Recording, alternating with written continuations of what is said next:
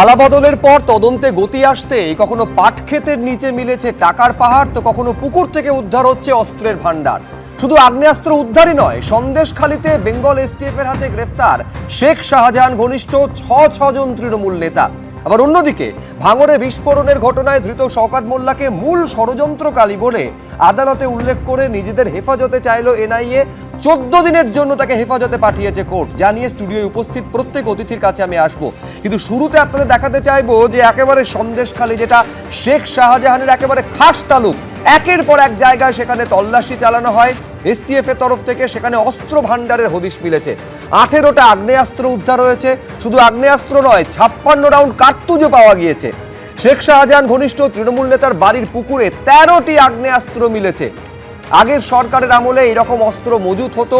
অবৈধ আগ্নেয়াস্ত্র উদ্ধার বজায় থাকবে, পোস্টে খুব স্পষ্টভাবে উল্লেখ করেছেন মুখ্যমন্ত্রী।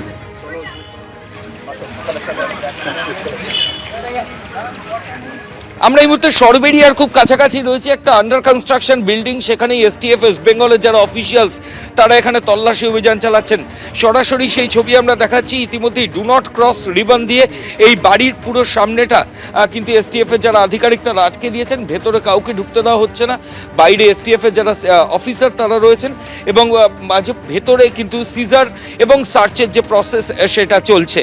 এসটিএফ সূত্রে যে খবর পাওয়া যাচ্ছে যে আজকে সকাল থেকে এই আকুঞ্জি পাড়া, এছাড়াও মণিপুর, কুমড়োখালী, সরবেরিয়া, এই বিভিন্ন জায়গায় এসটিএফ এর যারা গোয়েন্দা তারা তল্লাশি অভিযান চালাচ্ছেন এবং বিপুল সংখ্যক অস্ত্র সেখান থেকে রিকভারি করা হয়েছে। মূলত এগুলো প্রত্যেকটা জায়গা হচ্ছে কোনো আইসোলেটেড ল্যান্ড, আশেপাশে খুব একটা বাড়ি নেই, এরকম জায়গাতে এরকম একটা আন্ডার কনস্ট্রাকশন বিল্ডিং, পাশে ভেড়িও রয়েছে এবং এসটিএফ এর আধিকারিকরা, আমি বলবো লোকাল থানার যারা অফিসার তারাও রয়েছেন যাতে এলাকায় কোনো অশান্তি না হয় এবং বহিরাগতরা কেউ এলাকায় না ঢুকতে পারে। এবং তারই মাঝে এসটিএফ এর তরফ থেকে গোটা জায়গা এইভাবে ডু নট ক্রস রিবন লাগিয়ে দেওয়া হয়েছে এবং ভেতরে এসটিএফ এর আধিকারিকরা রয়েছেন। এখনো পর্যন্ত যেটা খবর পাওয়া যাচ্ছে যে 17টারও বেশি অস্ত্র রিকভারি হয়েছে। এর মধ্যে অনেক অস্ত্র জলের মধ্যে, পুকুরের মধ্যে ফেলে দেওয়া হয়েছিল, সেগুলো রিকভারি হয়েছে। এছাড়াও প্রচুর কার্তুজ, সেগুলোও রিকভারি হয়েছে। কার মদতে এগুলো রাখা হয়েছিল, কেন এগুলো রাখা হয়েছিল, কোন অ্যাসাইনমেন্টে এগুলো ব্যবহার করার পরিকল্পনা ছিল, এগুলোই এসটিএফ এর গোয়েন্দারা জানার চেষ্টা করছেন। একসাথে 3 জায়গায় তল্লাশি অভিযান চলছে এসটিএফ এর। তার মধ্যে একটি হচ্ছে মণিপুর, এটা ধামাখালীর নদী ক্রস করার পর মণিপুর গ্রাম, সেখানে তল্লাশি অভিযান চলছে। এছাড়াও চলছে আকুঞ্জিপাড়া সংলগ্ন জায়গায়, এছাড়া কুমড়োখালী এবং আমরা এখন যেখানে দাঁড়িয়ে রয়েছি সরবেরিয়ার এই আন্ডার কনস্ট্রাকশন বিল্ডিং, সেই নির্মীয়মান বাড়ি যেখানে এসটিএফ এর অফিসাররা রয়েছেন, এর ভেতরেও কিন্তু তল্লাশি অভিযান চলছে এবং এখান থেকেও অস্ত্র রিকভারি হয়েছে। ক্যামেরা শান্তনু দত্তের সঙ্গে ময়ূখ ঠাকুর চক্রবর্তী, এবিপি আনন্দ, কলকাতা। এই নিয়ে মুখ্যমন্ত্রী পোস্ট করেছেন, যে পোস্টে শুভেন্দু অধিকারী লিখছেন যে আইন শৃঙ্খলা পুনরুদ্ধারে আমাদের সরকার প্রতিশ্রুতিবদ্ধ। সন্দেশখালীতে এই অস্ত্র উদ্ধারের ঘটনায় পোস্ট করে মুখ্যমন্ত্রী আরও লিখছেন, একটি বড় সড় সাফল্যের জন্য পশ্চিমবঙ্গ পুলিশকে সাধুবাদ জানায়। এসটিএফ সন্দেশখালীর আশপাশের একাধিক এলাকায় তল্লাশি চালায়, লুকিয়ে রাখা বিপুল অবৈধ আগ্নেয়াস্ত্র এবং গোলাবারুদ উদ্ধার হয়েছে। আগের সরকারের আমলে বছরের পর বছর ধরে এই ধরনের অবৈধ অস্ত্র মজুত করা হতো। সাধারণের মধ্যে আতঙ্ক ছড়াতে নির্মমভাবে তা ব্যবহার করা হতো। এই সংস্কৃতির বিরুদ্ধে রুখে দাঁড়িয়েছিলেন বিজেপি কর্মীরা। বিজেপি কর্মীরা তারা তাদের প্রাণ বিসর্জন দিয়েছেন। সেই অন্ধকার দিন এখন অতীত। রাজ্য জুড়ে অবৈধ আগ্নেয়াস্ত্র উদ্ধার করার প্রক্রিয়া আমরা অব্যাহত রাখব, বলছেন মুখ্যমন্ত্রী। আমি একেবারে সায়ন্তন বসুর কাছে শুরুতেই আসবো। আমি কয়েকদিন আগে উত্তর 24 পরগনার একটা ছবি দর্শকদের দেখিয়েছিলাম, যেখানে তৃণমূল নেতার বাড়ি থেকে এত পরিমাণে অস্ত্র উদ্ধার হয়েছিল যে ছোটখাটো একটা যুদ্ধের ব্যবস্থাপনা সেটা দিয়ে করা যেত। আর আজকে এই রকম ভাবে সন্দেশখালী, যে সন্দেশখালীতে একেবারে আমরা দেখিয়েছিলাম বারবার কিভাবে শেখ শাহজাহান সন্ত্রাসের রাজত্ব কায়েম করেছিল। 2 বছরেরও বেশি সময় ধরে শান্তনদা শেখ শাহজাহান জেলের ভেতরে রয়েছে, মানে গড়াদের ভেতরে থেকেও সেই সন্দেশখালীতে সমান সন্ত্রাসের দাপট এই তৃণমূল আমলে লাগাতার চালিয়ে গিয়েছে শেখ শাহজাহান। দেখুন, শেখ শাহজাহান বলুন বা আরও যারা আছে ধরনের, তারা শুধু নটোরিয়াস ক্রিমিনাল না, তাদের প্রাইভেট আর্মি আছে। আপনার মনে আছে যে বোধহয় বছরখানেক আগের ঘটনা হবে, এই যখন এই শেখ বা তার একটু বেশি হবে, শেখ শাহজাহান গ্রেপ্তার হওয়ার ঠিক আগে বা পরে এনএসজিকে রোবট আনতে হয়েছিল অস্ত্র উদ্ধারের জন্য। একদম এনএসজি স্পেশাল তার আধুনিক রোবট সেটা নিয়ে এসেছিল ন্যাশনাল সিকিউরিটি গার্ড, যাতে অস্ত্র উদ্ধার করা যায়। সন্দেশখালী বা এই সমস্ত যে এলাকাগুলো আছে এগুলো দুর্গম, প্রায় 5-6টা এখনও দ্বীপ আছে সেখানে, যেখানে ল্যান্ড কানেকশন নেই। প্রচুর পরিমাণে অস্ত্র দীর্ঘদিন ধরে সেখানে মজুত করা আছে এবং থানা জানে, এমন নয় যে থানা জানে না। 2019-18 থেকে 2025-26 অবধি যত এসপি ওখানে হয়েছে, একমাত্র ওই কঙ্কর প্রসাদ বাড়ুইকে বাদ দিলে, আমি একদম ক্যামেরাতে আপনাদের সামনে বলছি, টিভি চ্যানেলে বলছি, কঙ্কর প্রসাদ বাড়ুইকে বাদ দিলে সমস্ত এসপি শাহজাহানের কথায় চলতো। তারা জানতো কোথায় অস্ত্র রাখা আছে, লোকাল থানা জানতো কোথায় অস্ত্র রাখা আছে, এবং এখনও থানার অফিসাররা জানে কোথায় অস্ত্র রাখা আছে। আপনার মনে আছে 2019-এর লোকসভা ভোটের পরে ওখানে 3 জন বিজেপি কর্মীকে খুন করা হয়, তার মধ্যে একজনের চর মাটিতে পুঁতে দেওয়া হয়, যে অনেকদিন খুঁজে পাওয়া যাচ্ছিল না, পরে তাদের পাওয়া যায়। একজন প্রদীপ মণ্ডল, একজন দেবদাস মণ্ডল। সে দেবদাসের বডি অনেকদিন পরে রিকভারি হয়। এবং আমি এখানে স্মরণ করিয়ে দেব যে এই তালিকায় শেখ শাহজাহানের নাম ছিল, সেখান থেকে শেখ শাহজাহানের নাম সরিয়ে দেওয়া পর্যন্ত হয়েছিল এবং তার জন্য কোর্টে রীতিমতো ভর্ৎসিত হতে হয়েছিল তখন পুলিশ। আমি ঘটনাটা বলে দিই। সেটা হচ্ছে যখন এটা নিয়ে যখন ঘটনা ঘটে, আমি যেহেতু সেখানকার প্রার্থী ছিলাম, আমি ওখানে উপস্থিত ছিলাম, আমাদের সামনে এফআইআর করা হয়। এফআইআরে শেখ শাহজাহানের নাম ছিল। সিআইডি তদন্তভার নেয়, সিআইডির অফিসারের সঙ্গে আমাদের কথা হয়। উনি যিনি অফিসার ছিলেন তিনি চাইছিলেন শেখ শাহজাহানের নাম থাকুক, কিন্তু ওখানকার যিনি অফিসার আছেন, লোকাল পুলিশ অফিসার, আমি নাম করে বলছি, নেজার থানার ওসি, তিনি যখন ওখানে ভিজিট করতে যান তখন এসপি তাকে ফোন করে যে খাদ্যমন্ত্রী বালু মল্লিক চাইছে না আপনি ওই স্পটে যান। এটা সিআইডির অফিসাররা আমাদের জানায়। শাহজাহানের নাম তাও রাখা সম্ভব হলো না, বালু মল্লিকের নির্দেশে। কোথায় রাখা সম্ভব হলো না? চার্জশিটে। তার জন্য যদি চার্জশিট না দিত সিবিআই তদন্ত হয়ে যাবে, তড়িঘড়ি চার্জশিট দেওয়া হলো। পরবর্তীকালে এখন ওটা আবার সিবিআই হাতে গেছে তদন্তভার। এইভাবে ষড়যন্ত্র হয়েছে। এসপিরা যুক্ত, তৎকালীন খাদ্যমন্ত্রী বালু মল্লিক যুক্ত, তৃণমূলের নেতারা যুক্ত। এরা মিলিতভাবে ওখানে শাহজাহানকে রেখে ব্যবহার করেছে শুধুমাত্র বিজেপি কর্মীদের খুন করার জন্য এবং গণতন্ত্রকে ধ্বংস করার জন্য। প্রচুর অস্ত্র আছে। 17টা কি বলছেন না 13টা বলছেন আপনারা? আমি তো বলছি 1700 অস্ত্র বেরোবে। ধান ক্ষেতের মধ্যে অস্ত্র পাবেন, পাট ক্ষেতের মধ্যে অস্ত্র পাবেন, নদীর জলের তলায় অস্ত্র পাবেন, ভেড়ির মধ্যে অস্ত্র পাবেন, চিংড়ি মাছের আড়তের ওখানে অস্ত্র পাবেন। মালঞ্চ থেকে যদি চলতে শুরু করেন বাসন্তী রোড ধরে, মেন রাস্তার ধারে অস্ত্র পাবেন। এমনকি যে দ্বীপগুলো রয়েছে সেই দ্বীপের মধ্যে অস্ত্র পাবেন, খড়ের গাদায় অস্ত্র পাবেন, ধানের কলের মধ্যে ধানের গাদায় অস্ত্র পাবেন। না, আমি বলছি এই নিঃসন্দেহে মুখ্যমন্ত্রী বলেছেন যে এই রকম অভিযান চলবে। এখন কোথা কোথা থেকে কোন গুপ্ত জায়গা থেকে এই ধরনের অস্ত্রগুলো বেরোবে, এই প্রক্রিয়া চলাকালীন নিঃসন্দেহে আমাদের সেদিকে নজর থাকবে। কিন্তু আমার মনে পড়ে যাচ্ছে বগটুইয়ের ঘটনা যখন ঘটেছিল তখন তো তৎকালীন মুখ্যমন্ত্রী 7 দিন সময় চেয়েছিলেন এবং বলেছিলেন যে 7 দিনের মধ্যে রাজ্য জুড়ে যাবতীয় বেআইনি অস্ত্র উদ্ধার হবে। কিন্তু সেই ছবি আমরা দেখিনি। কিন্তু পালা বদলের পর এই অস্ত্র উদ্ধারের ঘটনা ঘটছে। পার্থক্য একটাই, যে সদিচ্ছা থাকলে কি হয় এবং সদিচ্ছা না থাকলে কি হয়। আমি প্রাক্তন পুলিশ কর্তা অনিল জানার কাছে যাব, কিন্তু তার আগে এই যে সন্দেশখালীতে আজকে রেড চললো, কোথায় কোথায় রেড চললো, 6 জন তৃণমূল নেতাকে শেখ শাহজাহান ঘনিষ্ঠ শুধু অস্ত্র উদ্ধার নয়, তাদের গ্রেফতারও পর্যন্ত করেছে। দেখুন, শেখ শাহজাহানের খাসতালুক সন্দেশখালীতে এবার মিলল অস্ত্রের ভান্ডার। চলল শেখ শাহজাহান ঘনিষ্ঠ তৃণমূল নেতাদের বাড়িতে অভিযান, মাটিতে খোঁড়াখুঁড়ি, পুকুরে তল্লাশি। এসটিএফ এর অভিযানে উদ্ধার হলো 18টি আগ্নেয়াস্ত্র ও 56 রাউন্ড গুলি। গ্রেফতার করা হলো 6 জন শেখ শাহজাহান ঘনিষ্ঠকে। শেখ শাহজাহান জেলবন্দি থাকলেও ফের সামনে চলে এলো তার শাগরেদদের কীর্তি। এনার যে পুরো এই নেটওয়ার্কটা যেটা এখানে আমরা এখনো পর্যন্ত আনআর্থ করতে পেরেছি, এরা mainly associates of Sheikh Shahjahan. শনিবার সকাল থেকে এনআইএ, বেঙ্গল এসটিএফ এবং কেন্দ্রীয় বাহিনীর দল তল্লাশি শুরু করে উত্তর 24 পরগনার সন্দেশখালী থানার, মণিপুর, নেজার থানার আকুঞ্জিপাড়া, সরবেরিয়া এবং দক্ষিণ 24 পরগনার বাসন্তী থানার কুমড়োখালী এলাকায়। এখনো পর্যন্ত যেটা খবর পাওয়া যাচ্ছে যে 17টারও বেশি অস্ত্র রিকভারি হয়েছে। এর মধ্যে অনেক অস্ত্র জলের মধ্যে, পুকুরের মধ্যে ফেলে দেওয়া হয়েছিল, সেগুলো রিকভারি হয়েছে। এছাড়াও প্রচুর কার্তুজ, সেগুলোও রিকভারি হয়েছে। কার মদতে এগুলো রাখা হয়েছিল, কেন এগুলো রাখা হয়েছিল, কোন অ্যাসাইনমেন্টে এগুলো ব্যবহার করার পরিকল্পনা ছিল, এগুলোই এসটিএফ এর গোয়েন্দারা জানার চেষ্টা করছেন। সন্দেশখালী 2 নম্বর ব্লকের মণিপুরে শেখ শাহজাহান ঘনিষ্ঠ তৃণমূল নেতা রবীন দাস ও তার ভাই গোপাল দাসের বাড়িতে শুরু হয় তল্লাশি।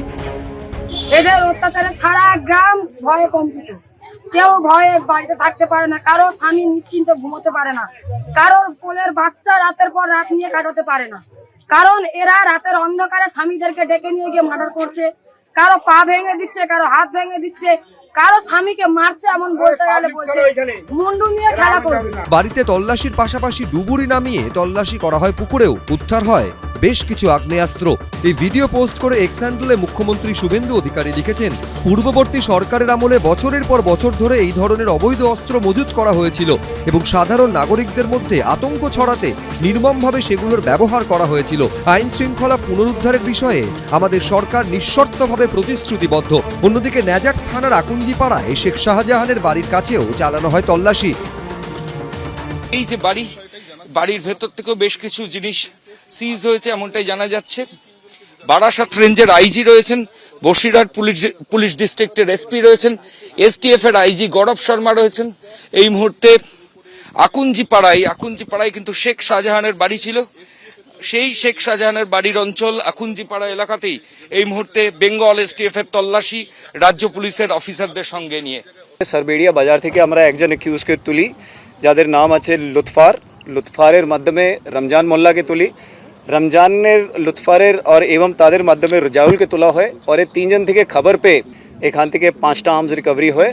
আর সঙ্গে সঙ্গে আমরা খবর পাই কি মণিপুরেও আমাদের একটা জায়গা আছে, সুরজিৎ দাস নামে একজন লোক, ভদ্রলোক, যাদের ওখানে ভেরি থেকে আমাদের কিছু আর্মস লুকানো আছে, তো ওখানে আমাদের টিম যায়, সঙ্গে সঙ্গে ওখানে রেড করা হয়। সন্দেশখালী পঞ্চায়েত সমিতির সভাপতি রওফান ইসমান খাতুন এবং মণিপুর গ্রাম পঞ্চায়েতের প্রধান প্রসেনজিৎ গঙ্গোপাধ্যায়ের বাড়িতেও এদিন তল্লাশি করে বেঙ্গল এসটিএফ। মণিপুর গ্রামের 2 তৃণমূল নেতার বাড়ি লাগোয়া পুকুর থেকে উদ্ধার হয় বিপুল পরিমাণে অস্ত্র। সূত্রের খবর, সন্দেশখালীর আগারহাটি গ্রাম পঞ্চায়েতের ডুগরিপাড়া গ্রামে শেখ শাহজাহানের একটি বাড়ি রয়েছে। ওই বাড়িটি আগে ইউসুফ মোল্লা নামে স্থানীয় এক বাসিন্দার ছিল। স্থানীয় সূত্রে খবর, গ্রেফতার হওয়ার কয়েক বছর আগে শেখ শাহজাহান কম দামে নির্মীয়মান বাড়িটি কিনেছিলেন। এদিন ওই নির্মীয়মান বাড়িতেও তল্লাশি চালায় এসটিএফ। বর্তমানে জেলবন্দি শেখ শাহজাহান। স্থানীয় বাসিন্দাদের দাবি, গরাদের আড়াল থেকে যে তিনি তার নেটওয়ার্ক সচল রেখেছেন, এই ঘটনা তারই প্রমাণ। পুলিশ সূত্রে খবর, মণিপুরের তৃণমূল নেতার পুকুর থেকে 13টি রাইফেল সহ মোট 18টি আগ্নেয়াস্ত্র উদ্ধার হয়েছে। এর মধ্যে 10টি রাইফেল ও 8টি পিস্তল রয়েছে। ধৃত অস্ত্র কারবারিদের সঙ্গে শেখ শাহজাহানের কোনো সম্পর্ক রয়েছে কিনা তা তদন্ত করে দেখা হচ্ছে। কি কারণে বিপুল পরিমাণ অস্ত্র মজুত করা হয়েছিল তা খতিয়ে দেখা হচ্ছে। সমীরণ পাল, ময়ূখ ঠাকুর চক্রবর্তী, এবিপি আনন্দ। মামুন, একটা ক্রিমিনাল কতটা প্রভাবশালী, কতটা দাপট প্রশাসনের একটা অংশের মধ্যে তার হতে পারে, যে কারণে খুনের ঘটনায় তার অভিযোগে নাম থাকা সত্ত্বেও একেবারে চার্জশিট থেকে তার নাম পর্যন্ত সরিয়ে দেওয়া হয়, যে জন্য তখন পুলিশ আদালতে ভর্ৎসনার মুখে পড়ে। শুধু তাই নয়, আমি অনিল জানাকে মনে করিয়ে দেবো, এই শেখ শাহজাহানের বিরুদ্ধে যখন সাক্ষী দেওয়ার মতন পরিস্থিতি তৈরি হয়েছিল, সেই সাক্ষীকে পর্যন্ত ভোলানাথ ঘোষের কথা মনে আছে আপনার অনিলদা, রাস্তা থেকে সরিয়ে দেওয়ার, প্রাণে মেরে ফেলার পর্যন্ত চেষ্টা হয়েছিল। তার ছেলে মারা গেছিল, গাড়ির চালক মারা গেছিল। দেখুন, বারবার বলে এসেছি, ক্রিমিনালাইজেশন ইন পলিটিক্সে ছিল, কেউ প্রত্যক্ষভাবে রাখতেন, কেউ পরোক্ষভাবে রাখতেন, পরে ডিজন করতেন। কিন্তু গত 1 দশকের বেশি ক্রিমিনাল কন্ট্রোল পলিটিক্সটা হয়ে গেছিলো। পলিটিক্সটাই ক্রিমিনালরা কন্ট্রোল করতো। আর ক্রিমিনাল কন্ট্রোল পলিটিক্স, ক্রিমিনালকে আর ভয় পাবে কেন? এই যে নামগুলো বলছেন, জাহাঙ্গীর, শাহজাহান, আওরঙ্গজেব, এইসব, এরা অস্ত্র রাখবে না তো কী রাখবে? এরা কি আপনার তুলসী পাতা রাখবে চণ্ডীপাঠ করার জন্য? আপনি গভর্নমেন্ট স্পন্সর্ড ভ্যান্ডালিজম বা এই ধরনের যদি টেরোরিজম চলে, তাতে এই জিনিস আপনি খাগড়া করে দেখুন না, এনআইএ না গেলে আমরা জানতে পারতাম ওখানে সকেট থেকে আর ওই ধরনের জিনিস রয়েছে, এবং ওরা যে বাংলাদেশি এদের সঙ্গে টেরোরিস্টদের সঙ্গে যোগাযোগ, এনআইএ না গেলে বলে গ্যাস সিলিন্ডারের থিওরি দিয়েছিল। আপনি নৈহাটিতে দেখুন, বোমা বানাতে গিয়ে বাস করে 5 জন মারা গেলে না না, আমি বলছি এতে অবাক হওয়ার কিছু নেই যে ক্রিমিনালরা বোম লুকিয়ে রাখবে। আমি বলছি সেইখানে তো হচ্ছে পুলিশের অ্যাকশন। পুলিশ অ্যাকশন নিচ্ছে না শুধু নয়, আমি দর্শকদের স্মরণ করিয়ে দেব যে যখন শেখ শাহজাহানকে দিনের পর দিন খুঁজে পাওয়া যাচ্ছিল না, তৎকালীন ডিজিপি যিনি ছিলেন রাজীব কুমার, তিনি শুধু গেছিলেন শুধু নয়, বর্তমানে যিনি এখন রাজ্যসভায় তৃণমূলের সাংসদ, তিনি রাত্রে সেখানে ছিলেন পর্যন্ত, কিন্তু তারপরেও শেখ শাহজাহানকে খুঁজে পাওয়া যায়নি। না পাবে কি করে? আপনি যেখানে রাজ্যের তৎকালীন মুখ্যমন্ত্রী ওপেন বিধানসভায় শেখ শাহজাহান কি করেছে, ওর নাম শাহজাহান বলে ওকে ধরা হবে? এই ধরনের সাম্প্রদায়িক কথাবার্তা যদি কেউ বলতে পারেন, তাহলে কার ঘাড়ে মাথা আছে শেখ শাহজাহানকে ধরবে বলুন তো? আর দ্বিতীয় কথা, এগুলো করবে না কেন? এরা আজকে একজন, আমি বারবার আপনাদের চ্যানেলে বলেছি, বিভিন্ন চ্যানেলে বলেছি, এমন একটা পরিস্থিতি হয়েছিল পুলিশ অ্যাডমিনিস্ট্রেশনটা একেবারে কবরে পাঠিয়ে দিয়েছে, সিভিল অ্যাডমিনিস্ট্রেশন পর্যন্ত। আমি আপনাদের এখানে বলেছিলাম WBCS অর্ধেক হচ্ছে আপনার কেয়ার অফ নবান্ন। তার নমুনা আপনি দেখেছেন পঞ্চায়েত নির্বাচনের হাইকোর্টে গিয়ে, মহামান্য আদালতে গিয়ে একজন বিডিও কি বলছেন, ম্যাম ম্যাম ম্যাম ম্যাম করছেন। ইজের বিডিও, এনারা তো এডিএম হবেন, ডিএম হবেন। প্রশাসনটা কোথায় যাবে আগামী 30 বছর বুঝতে পারছেন, যদি চালানো না হয়। এবং দ্বিতীয় কথা হচ্ছে আপনার এই জিনিসটা হয়েছে প্রশাসনের মধ্যে। আর আমি বারবার একটা কথা বলেছি, আজকে পুলিশ অ্যাডমিনিস্ট্রেশন যেটা সাব ইন্সপেক্টর কাজ, আমরা বড় বড় গন্ডগোলের যেখানে এনকাউন্টারের ভয় থাকতো সেখানে আমরা নিজেরাই যেতাম। এখানে ডিজি এডিজিকে যেতে হচ্ছে দারোগার কাজ করতে। প্রশাসনটা কোথায় নেমেছে? 5 দিন ধরে উনি থাকবেন। আপনি খাগড়া করো কেন, এখানে কেন আপনি বলুন, ওই যেখানে মানলো ওই শামশেরগঞ্জে 4 দিন ধরে পুলিশ যায়নি। কোনো মানে ওই ফ্র্যান্টিকারি ওরা ফোন করছেন, আমাদের স্কেয়ার্ডে আমাদের মেয়ের 2জন বাবা ছেলেকে কেঁপে দিচ্ছে। এমএলএ এসে দেখলেন ঠিকভাবে লুটপাট হচ্ছে কিনা হিন্দুদের বাড়িগুলো। 4 দিন পরে এখান থেকে ডিজি এডিজি গেলেন, তারপরে ওগুলো ধরা হলো। ওখানে বললেন বাংলাদেশ থেকে এসে লোকেরা করে গেছে, পরে ধরা পড়ে, যদি সত্যিকারে ধরা পড়ে থাকে তারা এখানকার লোক। না, আমি বলছি এটাই হচ্ছে পার্থক্য, যে 4 তারিখের আগে কি ছবি ছিল, 4 তারিখের পরে কি ছবি হচ্ছে। মানে যে পুলিশের উপস্থিতিতে কার্যত উপস্থিতিটা নীরব উপস্থিত থাকছেন, কিন্তু তারা নিষ্ক্রিয় থাকছেন। পুলিশের উপস্থিতিতে খোলা হাতে মানে আর্মস ব্র্যান্ডিশ করে কার্যত দুষ্কৃতী রাত চালিয়ে যাচ্ছে তারা। অথচ সেই পুলিশে 4 তারিখের পর তারা পরপর এই সমস্ত অস্ত্র উদ্ধার করছে, পরপর ধরপাকড় করছে। আমি বলছি এখানেই সদিচ্ছার পার্থক্য। ওপর থেকে যদি কড়া নির্দেশ থাকে এবং পুলিশকে যদি ফ্রি হ্যান্ড দেওয়া হয়, কি হতে পারে সেটা কিন্তু একের পর এক দেখা যাচ্ছে। আমি এইখানে রাজাগোপাল ধর চক্রবর্তীর কাছে আসবো, কিন্তু তার আগে আমি বলছিলাম 6 জনকে পুলিশ গ্রেফতার করেছে, যাদের মধ্যে অন্যতম হচ্ছে রমজান শেখ। স্থানীয় বাসিন্দারা বলছেন এই রমজান শেখের আশ্রয়ে লুকিয়েছিলেন শেখ শাহজাহান। দেখুন, শাহজাহান শেখ, সন্দেশখালী শাহজাহান শেখকে যখন ইডি ধরেছিল, তখন ইডি ধরার পরে ধরতে পারেনি। ইডিকে হামলা করার পরে রমজান মোল্লার বাড়িতে এসে শাহজাহান শেখ কিছুদিন শেল্টারও নিয়েছিল, এবং ওখান থেকে কোনো অস্ত্র আচার বলো, আগ্নেয় অস্ত্র নিয়ে এসে এখানে রাখতো। প্রধানের স্বামী রমজান মোল্লা টিএমসি দল করতো। এ গরিব মানুষ, খেটে খাওয়া মানুষের উপরে অত্যাচার করতো, মেশিন বোম নিয়ে গিয়ে মারধর করতো, জোর করে ঘেরি লিজ দিত না, জোর করে জমি কেড়ে নিত। এরা এইসব র্যাকেটগুলো চালাতো শাহান শেখের নেতৃত্বে। শাহান শেখ বলতে সন্দেশখালী শাহান শেখ খুব ঘনিষ্ঠ রমজান মোল্লা। মানে এ কি অস্ত্র ব্যবসা করতো? অস্ত্র ব্যবসা করতো অতটা আমরা বলতে পারছি না, কিন্তু ও বড় র্যাকেটের সাথে জড়িত আছে।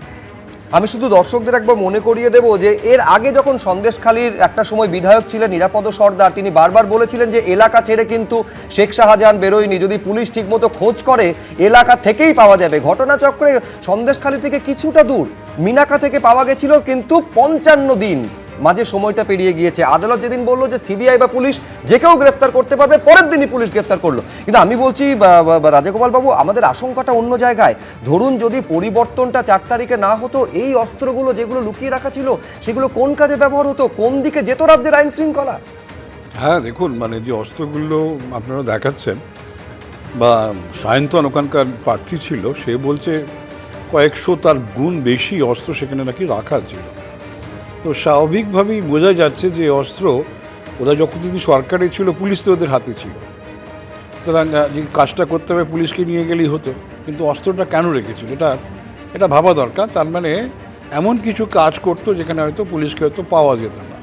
এই অস্ত্রগুলো একদিকে মানে ভয় দেখানো, যে তোমার জমি দিয়ে দাও, এইগুলো তো নিঃসন্দেহে জমি বা পুকুর টুকুর কেড়ে নেওয়া, এগুলো তো ছিলই।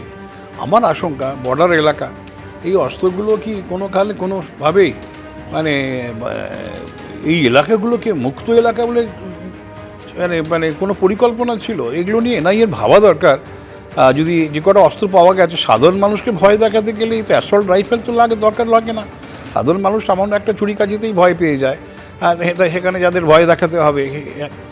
এই যখন অস্ত্র এতগুলো ধরা পড়ছে, পুকুরের মধ্যে রেখে দিয়েছে, আরও উদ্ধার হবে, তো এটা তো আপনি যেটা বলছেন সদিচ্ছা, তো দেখুন পুলিশের সদিচ্ছা ছিল না, ধরতে চাইনি, এত সত্যি কথা। কিন্তু আমার যেটা আরও মনে হয় যে তৃণমূলের যেভাবে ঘর ভাঙছে, তারপরে ওরাই খবর দিচ্ছে, কেননা এই পুকুরে কি পড়ে আছে আপনার সদিচ্ছা থাকলেও আপনি জানবেন কি করে পুকুরের তলায় কি আছে? কেউ যদি খবর না দেয়, লোকাল ইনপুট নিঃসন্দেহে এই ভাঙনটাই তো কাজে দিচ্ছে। সে ভয় পাচ্ছে আমি যদি খবর না দিই হয়তো আমি বিপদে পড়ি, তার ফলে সে খবরগুলো দিচ্ছে।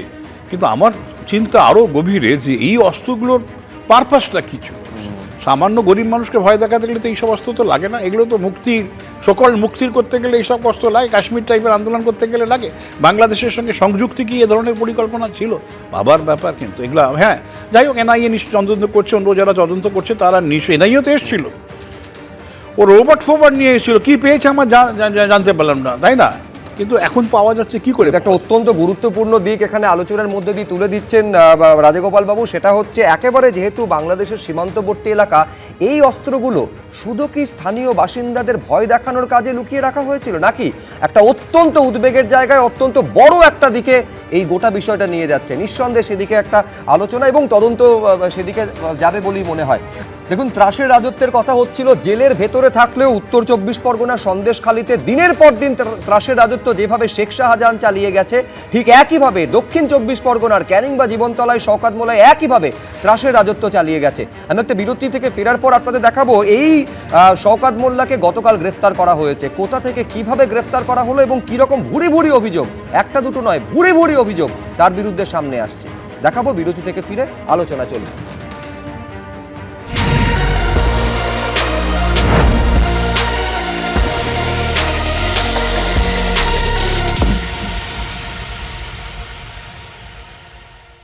এবিপি আনন্দ, এগিয়ে থাকে, এগিয়ে রাখে।